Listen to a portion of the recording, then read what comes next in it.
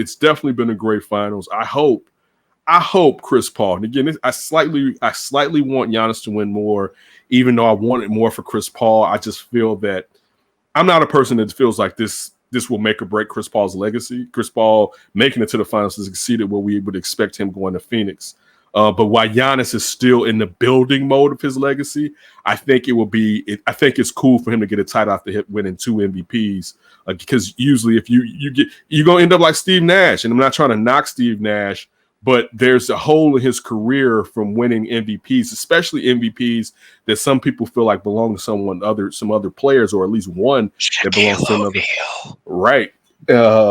And you don't have a title, you know what I'm saying? Or you didn't even make a finals, and I don't want that for Giannis's legacy. So that's why especially when Steve Nash might be the one knocking him out next year. Right.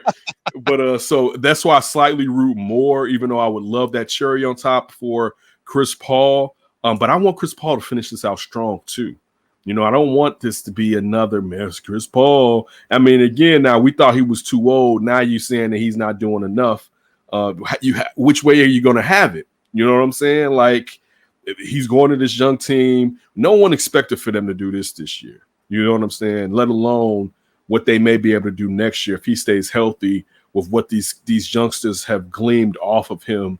The professionalism, the hunger, the desire, the excellent basketball IQ. Also, too, and I love Chris Paul, but we got to stop calling him point guard though.